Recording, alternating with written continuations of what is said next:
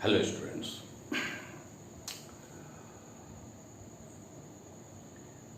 हमने अपने last video में आपसे वादा किया था कि मुगल साम्राज्य के पतन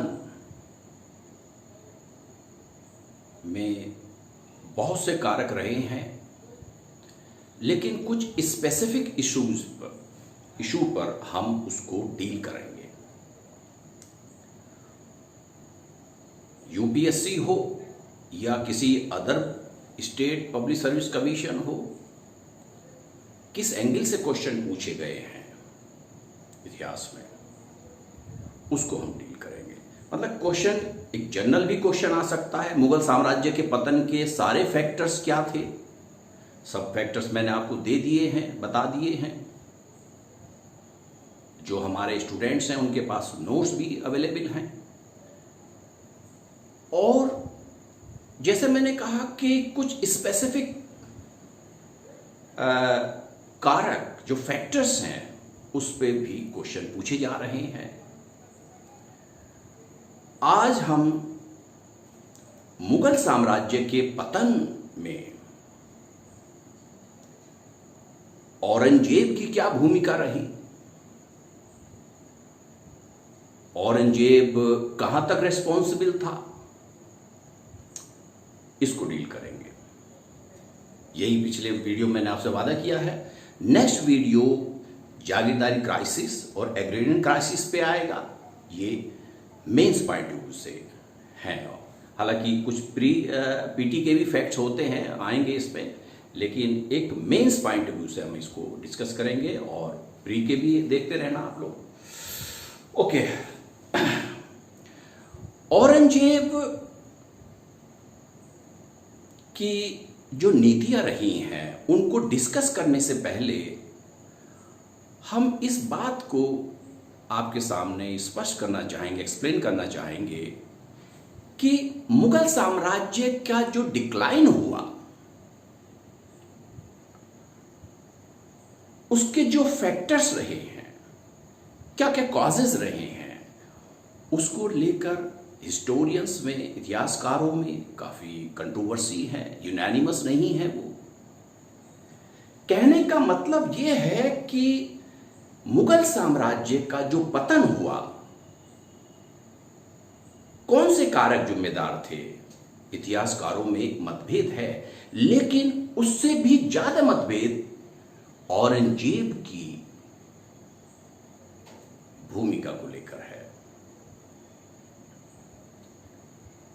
इतिहासकारों का एक वर्ग ऐसा है जो औरंगजेब को उत्तरदायी मानता है, एक वर्ग ऐसा है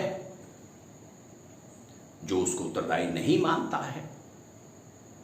वो उनका ये तर्क है कि औरंगजेब ने जो नीतियां क्या कहते, जो स्टेप्स उठाए, उसकी जो नीतियां थी, पॉलिसीज थी, वो सिर्फ पॉलिटिकल पर्पस था, पॉलिटिकल जो ऑब्जेक्टिव्स को फुलफिल करने के लिए उसने किया, राजनीतिक उद्देश्यों की पूर्ति के लिए उसने ऐसे किया। कुछ इतिहासकार ऐसे हैं जिन्होंने उसके न तो फेवर में बोला, न अगेंस्ट में बोला। आज हम औरंगजेब की नीतियों के विषय में इतिहासकारों के उस वर्ग के विचारों का अध्ययन करेंगे। इस वीडियो में आपको बताएंगे जिन्होंने औरंगजेब की दक्कन नीति और उसकी धार्मिक नीति को, religious policy and Deccan policy को मुगल साम्राज्य के पतन के कारकों में से माना है। औरंगजेब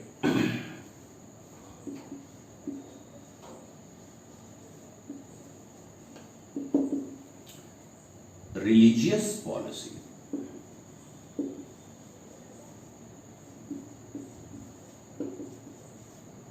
पहले इसको डील करेंगे, देन उसकी जो दक्कन की नीति है, डेक्कन पॉलिसी, इसको हम डील करेंगे। औरंगजेब की मुगल साम्राज्य के पतन में क्या भूमिका रही है, उसकी कौन कौन सी रिलीजियस पॉलिसी, कौन दक्कन की पॉलिसी कहां तो जिम्मेदार रही है, इसको हम मेंस पॉइंट ऑफ व्यू से डिस्कस करेंगे। फ्री के भी फैक्ट्स आएंगे, देखना आप लोग। जिनका हिस्ट्री ऑप्शनल नहीं है उनके लिए भी फायदेमंद है, ऐसा नहीं है, और जिनके पास हिस्ट्री ऑप्शनल है उनके लिए तो फायदेमंद है ही है। ये क्वेश्चन का आंसर आएगा आपके। देखिए, जो एक इरा, एक युग था रिलीजियस टॉलरेशन का, धार्मिक सहिष्णुता का, जो अकबर ने शुरू किया। जैसे 1562 में अकबर ने जो वार प्रिजनर्स थे उनको एनस्लेव करना, उनको बंदी बनाकर उनको इस्लाम में कन्वर्ट करना, उनका धर्मांतरण करना, इस पर बैन लगाया, इस पर रोक लगाई। 1563 अकबर ने पिलग्रिम टैक्स, तीर्थ यात्रा कर को हटा लिया।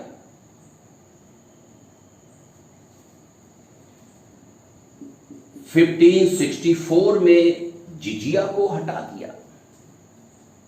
देखिए, अगर क्वेश्चन कंपैरेटिव भी आ जाए रिलीजियस पॉलिसी अकबर की और औरंगजेब की, तो भी पॉइंट से लिखे जा सकते हैं।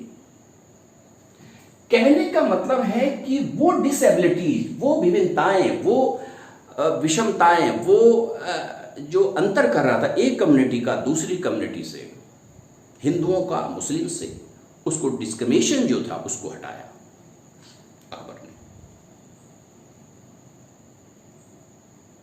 अकबर ने बिना कन्वर्जन के हिंदुओं को, राजपूतों को ऊंचे पद दिए। लेकिन औरंगजेब जब गद्दी पर बैठा तो लगभग 100 साल से ऊपर जो एक धार्मिक सहिष्णुता, रिलीजियस टॉलरेंस की जो एक अविरल धारा, कंटिन्यूअस जो एक एज युग चल रहा था, उसमें रुकावट आ गई। उसने बहुत सारी नीतियों को बदल दिया। 1564 में, जैसे मैंने अभी बताया आपको, अकबर ने जिजिया को हटाया, जिजिया कर को हटाया। लेकिन औरंगजेब ने 1679 में उसको रीइम्पोज कर दिया, पुनः लगा दिया। अकबर ने न केवल हिंदुओं, सिखों, पारसियों, जैनों, इन सभी के समुदाय के जो संत थे उनसे अपना अच्छा व्यवहार रखा, उनको दरबार में बुलाया।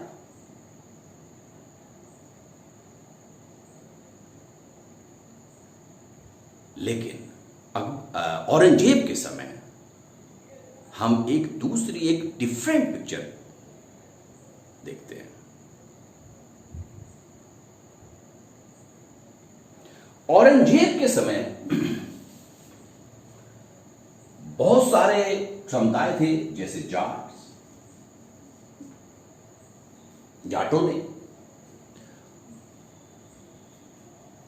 लोकल ऑफिसर के द्वारा जब मथुरा और आसपास के मंदिरों को डिमोलिश किया गया, डिस्ट्रॉय किया गया, नष्ट किया गया, तो जाटों के नेता गोकुल आए।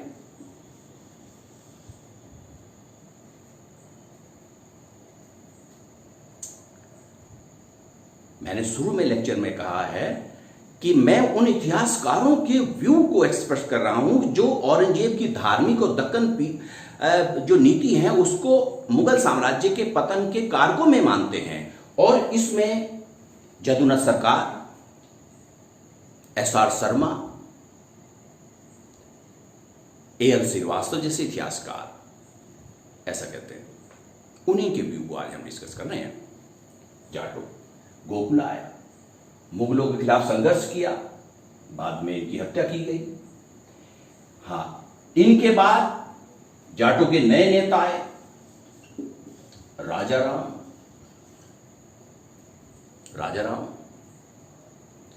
इन्होंने संघर्ष जारी रखा मुगलों के खिलाफ, उनके धार्मिक उत्पीड़न के खिलाफ। इनकी भी बाद में हत्या हुई। इसमें पीटी में भी फैक्ट आ गया कि किस व्यक्ति ने अकबर के जो टोम था मुसलिम, उसको डिस्ट्रॉय किया था। यही व्यक्ति था, वो जाटों का नेता था, राजाराम। इस पे ध्यान रखना। अभी पीटी लेवल का है। राजाराम के पश्चात जाटों का फिर संघर्ष जारी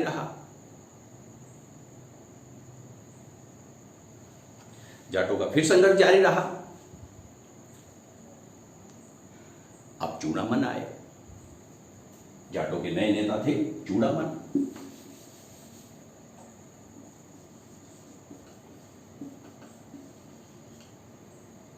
अंततः जाट मथुरा और आगरा के आसपास में अब धीरे धीरे प्रभावशाली हुए। मथुरा, आगरा, भरतपुर, और भरतपुर को केंद्र बनाकर ये फाइनली अल्टीमेटली जिसको आप कहेंगे एक स्वतंत्र जाट राज्य के निर्माण में सफल रहे।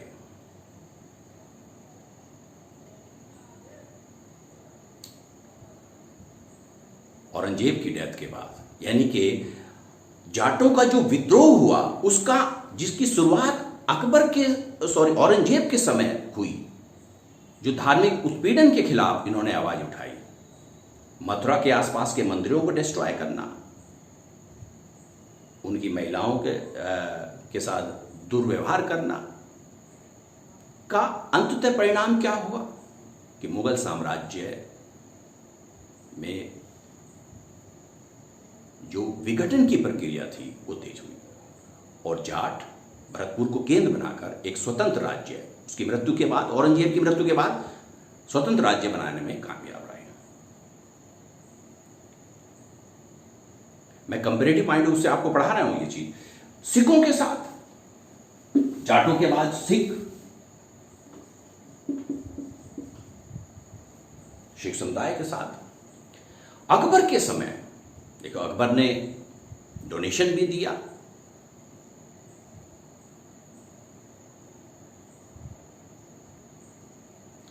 अमरदास, रामदास जैसे जो सिख गुरु हैं अकबर के समय हुए, उनके साथ बहुत अच्छा रिलेशन था। अकबर ने 500 बीघा जमीन डोनेट की, जिस पे बाद में अमृतसर शहर बसा। सिखों के साथ मुगलों के संबंध वैसे तो जहांगीर के समय ही खराब हो गए थे, जब सिखों के गुरु अर्जुन देव जी की हत्या की गई। लेकिन औरंगजेब के समय गुरु तेग बहादुर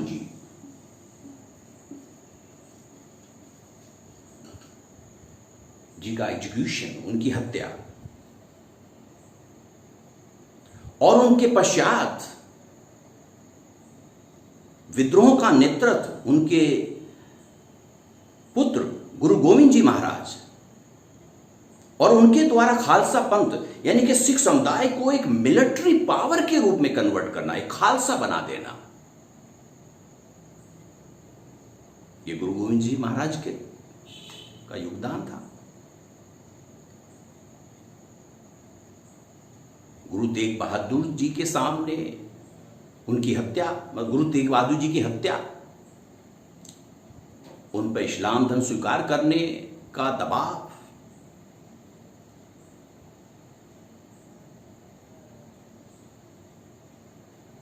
बाद में सिखों के विद्रोह का नेतृत्व उनके बेटे गुरु गोविंद जी ने उठाया, और खालसा पंथ, जैसे मैंने अभी 2 मिनट पहले आपको बताया, खालसा पंथ की स्थापना की। गुरु गोविंद जी की देहांत के पश्चात सिखों के नए नेता बंदा बहादुर बन उभरे। उन्होंने भी संघर्ष जारी रखा।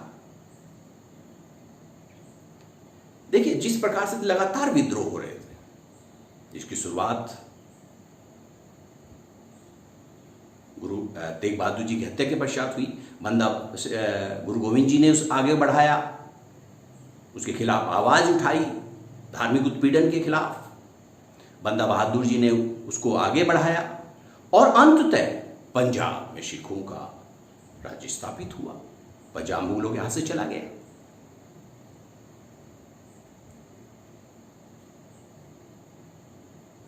ये सब धार्मिक उत्पीड़न के कुछ इतिहासकारों ने माना है कि रिलीजियस पॉलिसी जो है उसके लिए रिस्पॉन्सिबल थी। हाँ, सिखों के पश्चात अगर हम देखें राजपूतों का,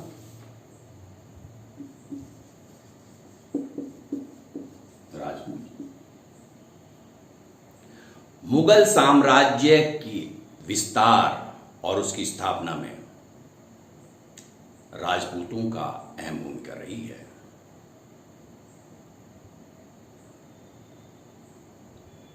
अकबर ने एक सोची समझी राजपूत पॉलिसी जो अपनाई थी और जिसकी वजह से वह राजपूतों की सहानुभूति और समर्थन प्राप्त हुआ और साम्राज्य को एक विशाल रूप दिया। औरंगजेब के समय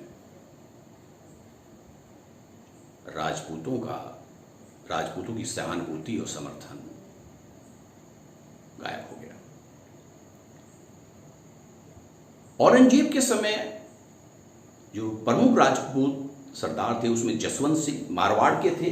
मारवाड़ जोधपुर का आसपास का क्षेत्र, जोधपुर उसकी सेंटर था।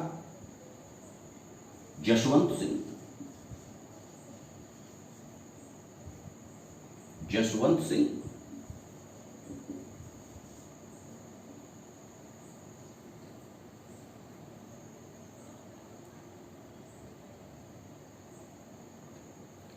जसवंत सिंह को औरंगजेब ने अफगानिस्तान अभियान पर भेजा था। वहां पर कबायली लोग का विद्रोह चल रहा था। अफगान कबायलों का अफगान जो ट्राइब्स थी उनका प्रॉब्लम क्रिएट कर रहे थे। जसवंत सिंह की मृत्यु के पश्चात राजपूतों के प्रति जो नीति में जो बदलाव आया औरंगजेब ने जो बदलाव किया उससे पूरा राजपूत वर्ग, लगभग पूरा राजपूत समुदाय औरंगजेब के खिलाफ खड़ा हुआ, चाहे वो मारवाड़ हो या मेवाड़।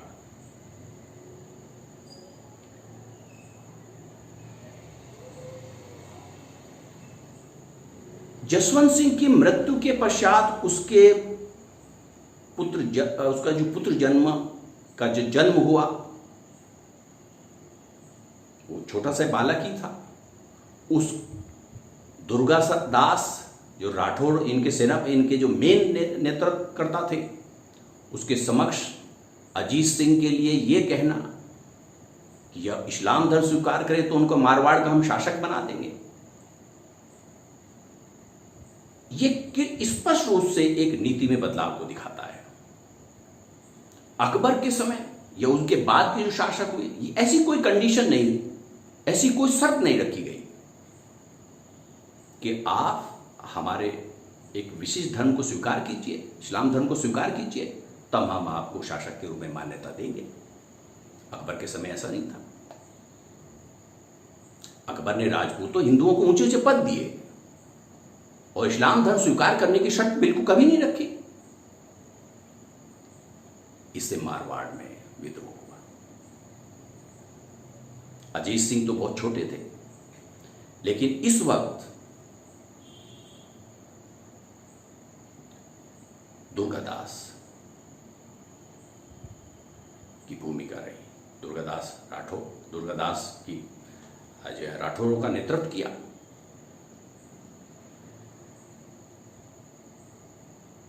इसी प्रकार से 1615 में 1650 में मेवाड़ के साथ संधि हुई, जहांगीर ने की थी, और तब से औरंगजेब के समय तक मेवाड़ से रिलेशन अच्छे चले आ रहे थे।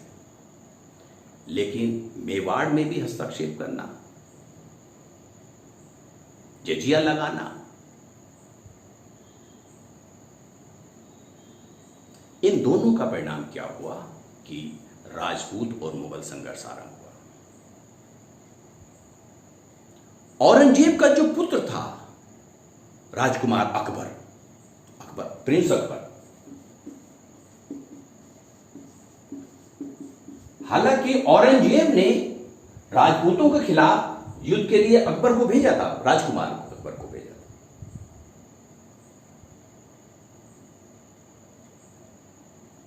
लेकिन यह व्यक्ति अपने पिता की जो रिलीजियस पॉलिसी थी, धार्मिक नीति थी, उसको सही नहीं मानता था।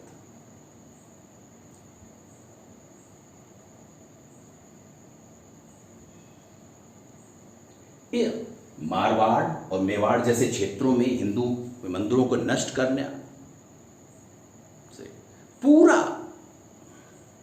राजपूत जो समुदाय था, जो राजपूत नेता थे, शासक थे, वो नाराज हो गए। यानी कि जिन राजपूतों की सहायता और सहानुभूति से मुगल साम्राज्य का काफी विस्तार हुआ, अकबर ने एक जो वेल डिफाइंड सुपरिभाषित नीति अपनाई,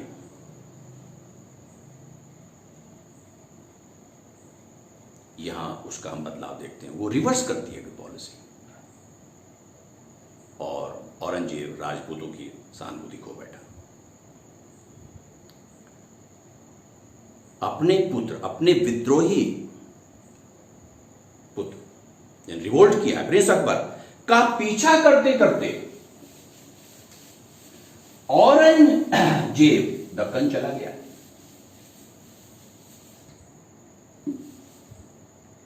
दक्कन चला गया,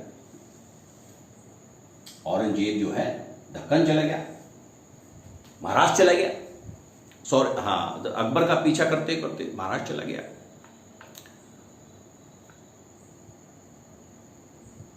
और अपने शासन के लगभग आधे समय औरंगजेब ने लगभग 50 साल रूल किया, लगभग 50 साल, और 25 साल के करीब लगभग वो दक्कन में रहा।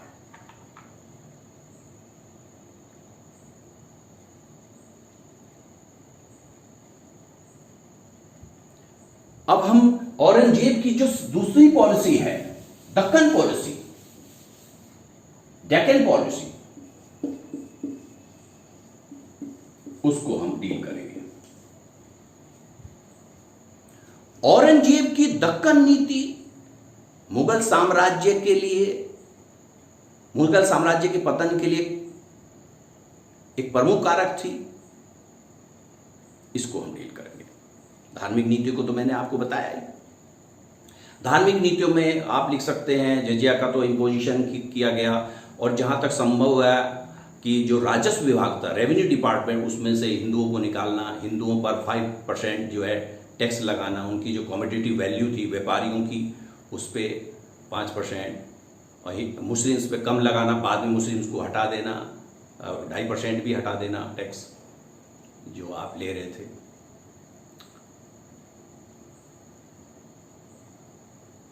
पुराने मंदिरों की मरम्मत ना होने देना, नए मंदिरों के निर्माण पर रोक, इस प्रकार की रिलीजन, ये पॉइंट्स भी आप लिख सकते हैं। फिलहाल हम उनकी डेक्कन पॉलिसी चलते हैं। इसमें हम 3 पॉइंटों को डिस्कस करेंगे। एक तो मराठा, दूसरा बीजापुर, और तीसरा गोलकुंडा।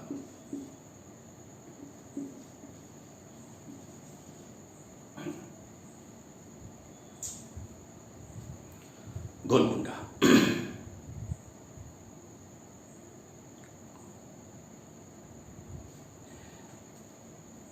सबसे पहले हम मराठा को डील करते हैं। ये हम सभी लोग जानते हैं कि शिवाजी का औरंगजेब से कैसा रिलेशन था। लंबा संघर्ष हुआ दोनों में।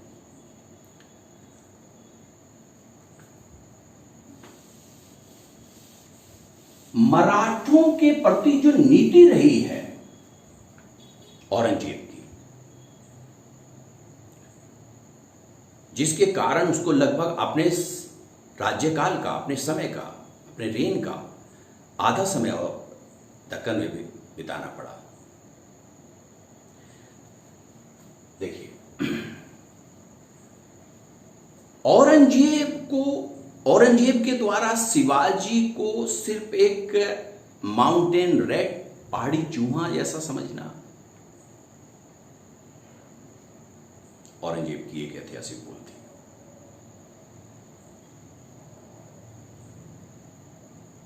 मौका मिला औरंगजेब को मराठों से संबंध बनाने का, कई बार मौका मिला। पुरंदर की संधि 1665 में शिवाजी अपने साम्राज्य का 2/3 हिस्सा 23 किले 23rd फोर्स देने पड़ते हैं। 23 किले और लगभग 12 किले उनके पास रह जाते हैं। यानी कि अपने एम्पायर का 2/3 हिस्सा पुरंदर की संधि के द्वारा जयसिंह के साथ होती है। जयसिंह सरदार हैं, नोबेल हैं, किसके? औरंगजेब के।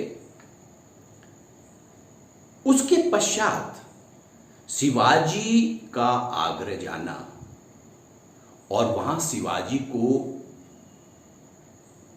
प्रॉपर रेस्पेक्ट, सम्मान न देना और औरंगजेब के द्वारा शिवाजी के कद को कम आंकना, एस्टिमेट करना।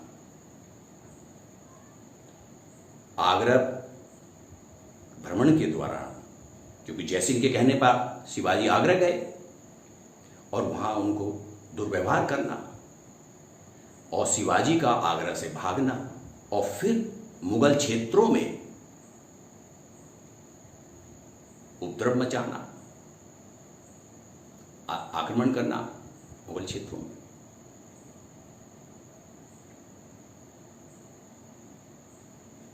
कहीं न कहीं औरंगजेब की राजनीतिक दूरदर्शिता को दिखाता है। दूरदर्शी व्यक्ति नहीं है। मौका मिला शिवाजी के। दूसरा, बाद में भी मौका मिला। शिवाजी की डेथ 1680 में हो जाती है। शिवाजी की मृत्यु के पश्चात उनका सबसे बड़ा पुत्र संभाजी गद्दी पर बैठते हैं।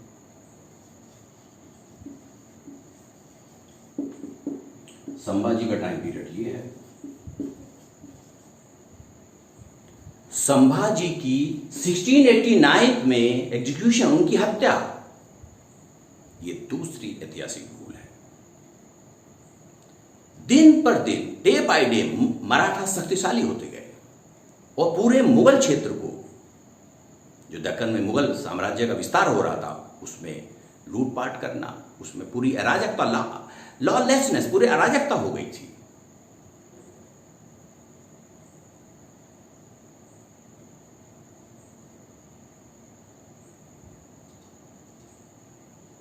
इससे पहले गोलकुंडा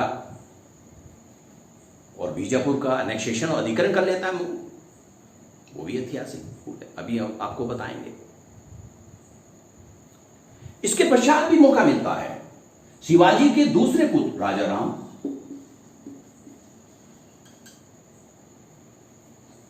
दो बार, एक नहीं दो बार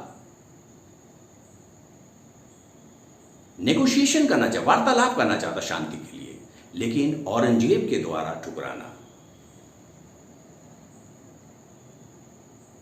औरंगजेब के द्वारा शांति वार्ता को ठुकराना,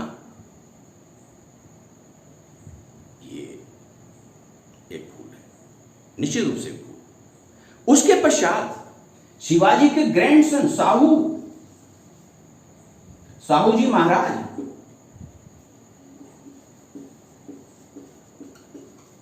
को कस्टडी में लेना, कैद करना, जब तक औरंगजेब जीवित रहे, साहू जी महाराज जो मराठों के नेता थे, औरंगजेब की कैद में रहे।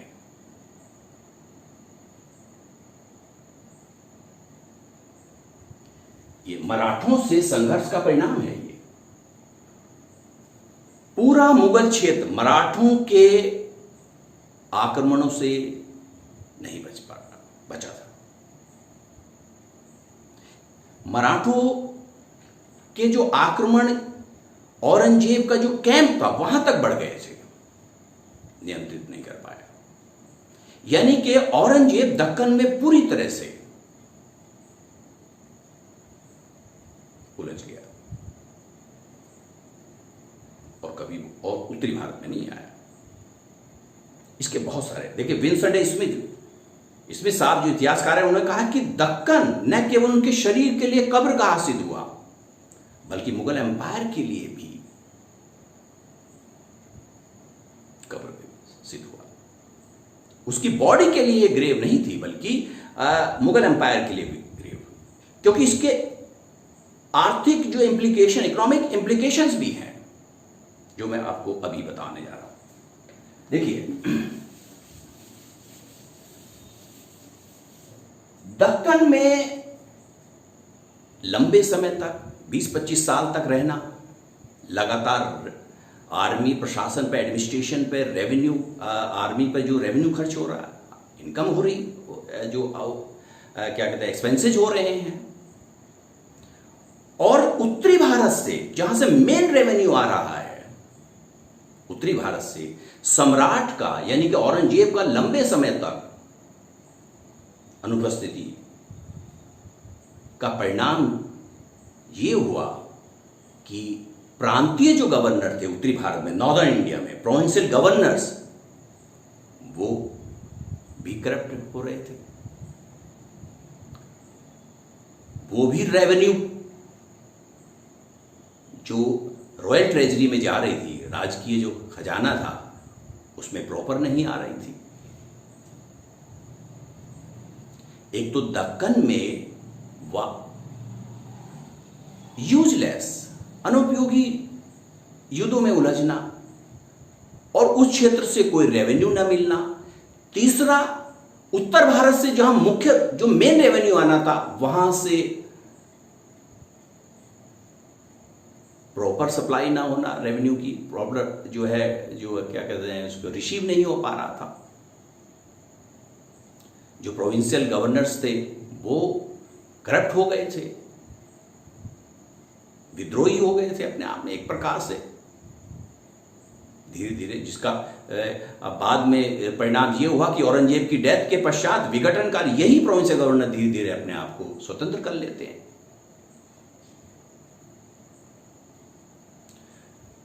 इस लंबे लेक्चर का मतलब ये है कि जागीरदारी, जो मनसबदारी सिस्टम है, जो जागीरदारी क्राइसिस है, हालांकि ये शाहजहां के समय से ही चली आ रही थी प्रॉब्लम।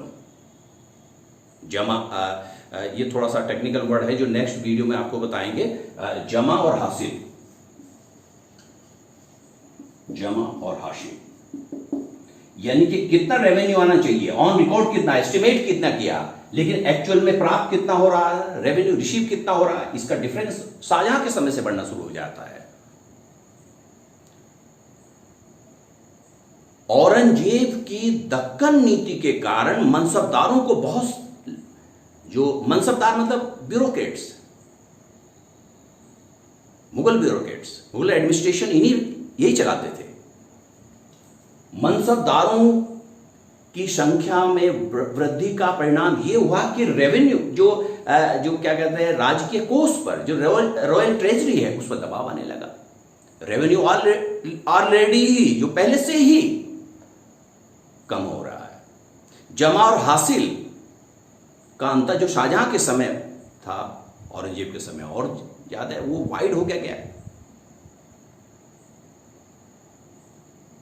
जागीरों की मारामारी शुरू हो गई। ये जागीरदारी क्राइसिस पे भी मेंस में क्वेश्चन आता है, नेक्स्ट वीडियो उसी पे बनाएंगे, जागीरदारी क्राइसिस और एग्रेरियन क्राइसिस।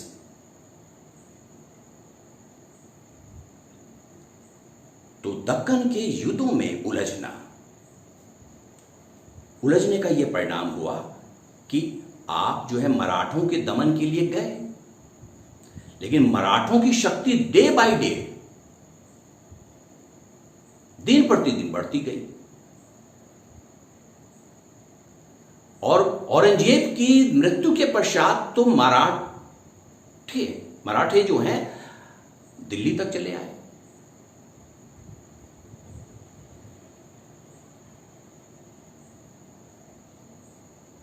यह गलत नीति का परिणाम था।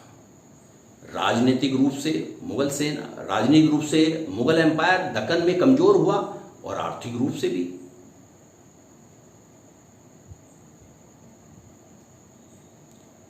जदुनाथ सरकार ने कहा है, इतिहासकार हैं जदुनाथ सरकार, उन्होंने कहा है कि जिस प्रकार से नेपोलियन बोनापार्ट ये कहता था कि जो स्पेन का जो नाशूर था, अल्सर था, उसने मुझे नष्ट किया, इसी प्रकार से औरंगजेब के विषय में यह कहा जा सकता है कि दक्कन के नाशूर ने, अल्सर ने मुगल साम्राज्य को नष्ट किया, औरंगजेब को नष्ट किया। यह जदुनाथ सरकार का स्टेटमेंट है। अच्छा, थोड़ा सा यहां अलग भी आप लिख सकते हैं कि देखिए, अगर हम इतिहास में सल्तनत काल में जाएं तो मोहम्मद बिन तुगलक ने भी कोशिश की थी देवगिरी, जिसको दौलताबाद भी आप कह सकते हैं, को केंद्र बनाकर दक्कन को कंट्रोल करना, उत्तरी भारत और दक्कन भारत को, लेकिन वो प्रयोग असफल रहा। यहां इतिहास से हम सीख ले सकते थे, यानी कि ये इतिहास से सीख ले सकते थे वो कि ये पॉसिबल नहीं था कि आप उत्तरी भारत से साम्राज्य का इतना विस्तार कर रहे हैं और दक्कन को भी कंट्रोल करते रहे, उत्तर भारत में रह गए। इतिहास में ऐसे प्रयोग हुए हैं, ऐसा नहीं। अच्छा, जैसे मैंने कहा ये मराठों का रोल था, मौका भी मिला, पुरंदर की संधि से मौका मिला, राजा राम ने भी ऑप्शन रखा, साहू जी को कैद करना, ये सब ऐतिहासिक जो भूलें थी उसके कारण मुगल दक्कन भारत में कमजोर हुए। और जब औरंगजेब की डेथ हुई तो रॉयल ट्रेजरी, जो राजकीय खजाना, लगभग खाली हो चुका था। दक्कन में युद्धों में उलझने का यह परिणाम हुआ कि उत्तरी भारत से रेवेन्यू सही मात्रा में नहीं आ पा रहा था, अमाउंट प्रॉपर नहीं था और अननेसेसरी एक्सपेंसेस हो रहे थे साउथ में, दक्कन में। अच्छा, दूसरा मैंने कहा बीजापुर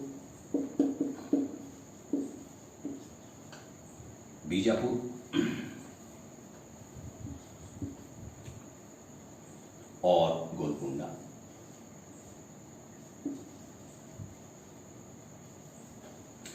औरंगजेब बीजापुर का एनेक्सेशन कर लेता है 62 और गोलकुंडा को 1687 में, यानी कि इनका एनेक्सेशन जो है बीजापुर का ये है और एनेक्सेशन मुगल साम्राज्य में मिला लेता है। रफली है, थोड़ा सा आगे पीछे हो सकता है। मैं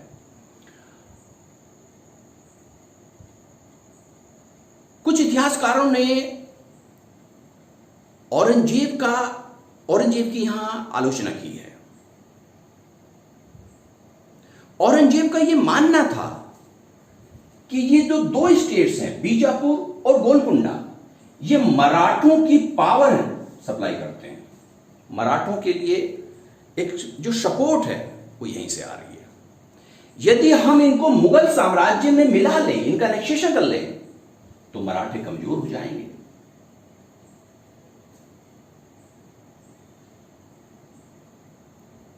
ये दक्कन में औरंगजेब की दूसरी बड़ी भूल थी। इनका अधिकरण न करके इनके साथ कोऑर्डियल रिलेशन, सहानुभूति, सौहार्द के संबंध बनाकर मराठों को चेक किया जा सकता था, रोका जा सकता था। इनको बफर स्टेट के रूप में यूज किया जा सकता था। औरंगजेब के पुत्र ने उसको सलाह दी थी कि इनको राज्य को आप ना साम्राज्य में, मुगल साम्राज्य में नहीं मिलाओ, ना मिलाने का सुझाव दिया। लेकिन औरंगजेब ने इन प्रस्तावों को ठुकरा दिया।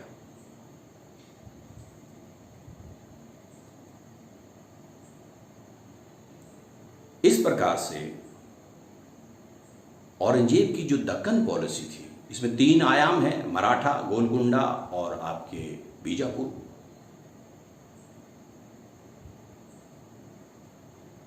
पूरी तरह सफल रही।